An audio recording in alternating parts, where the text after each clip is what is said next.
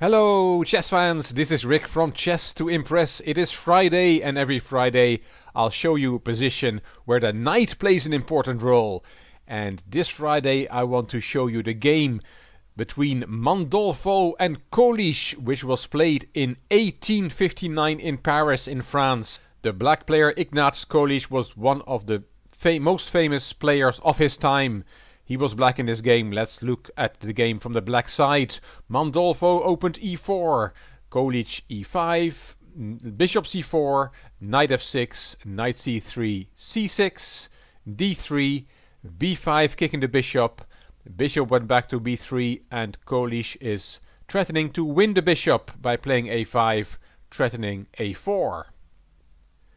White played a4 to make sure the bishop can always go back to a2. Black played b4, and now knight c2 e2 is the best move. The knight is better there than on a2, where Mandolfo played his knight 2. The knight is stuck in that corner on the a file and will never get out. d5 from Kolish. That pawn was taken. C takes. Black has a very nice pawn center, 2 pawns in the center, while white only has 1. Black is already better here, mostly because of the displacement of the knight on a2. Knight f3, that's attacking the pawn on e5. Knight c6 defending that pawn. Queen e2, now white is attacking the pawn twice and it's only defended once.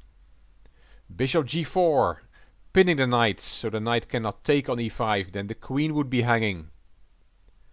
White castled. Bishop c5. Developing his last piece, and bishop g5. White is also developing his last piece, but he's still stuck with that knight on a2. h6, kicking the bishop. And white counter-attacks that move with h3, and that is a bad move. What Kolish could have done here is just take on f3. Then the best move for white is to take on f6. The queens go off the board, and black just takes back on d8 and has an extra piece. After rook f2 e1, attacking the bishop can back to h5 and black is winning with his extra piece.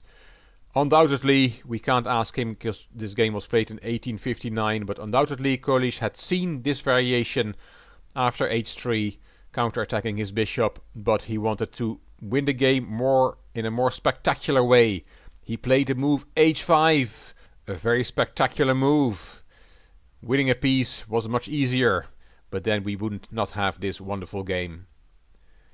H takes g4, white takes the piece, h takes, and now the h file is open. That's an important motif in this position. Knight takes e5, that knight was hanging. White takes another pawn, and knight d4 from Kolish, attacking the queen. Okay, the queen dropped back to e1, and now let's look at this move. This is the knight rules, and it does indeed, because we now get a series of wonderful knight moves.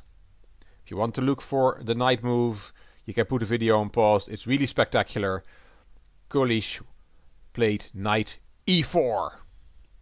What is this? The knight was pinned. It goes to a square where it can be taken, but it is a very strong move. Black is winning here. In fact, it is the only move. If black does not play this move, then he's just worse, being a piece down. Knight e4, why does that work? What if you just take that knight, d takes e4? Well, then there is queen takes g5, and if you, for example, take on d5, then after queen h5 you will get checkmated on the h-file, and there's nothing you can do against it.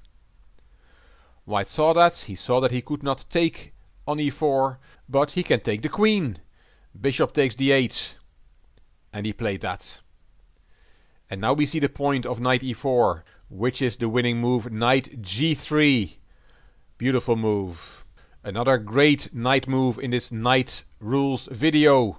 The threat is now rook h1 checkmate.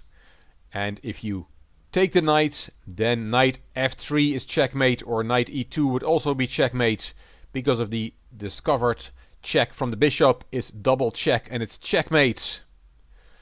So after knight g3 you cannot take that knight. Knight c6 check was played by white. White also has his trumps. The queen gives check to the king. But knight d e2 wins for black. It blocks the check, it gives check to the white king. White only has one legal move, is to take that knight, and now the other knight comes to e2, and white is checkmated after all. The rook is taking the squares on the h-file away, and the knight gives check. It is a very nice picture, this checkmate. Wonderful game from Ignaz Kurlish. He could have won in a boring way by just winning a piece, but he went for complications with the move h5, and then we had this beautiful finish with all these lovely knight jumps. Hope you enjoyed it. If you did, please give the video a thumbs up, please subscribe to the Chess to Impress channel, and please leave a comment if you like the video, if you like this Pieces Rules series. It would be great if you could share it on social media by clicking the share button on YouTube. This is Rick for Chess to Impress. Thank you for watching.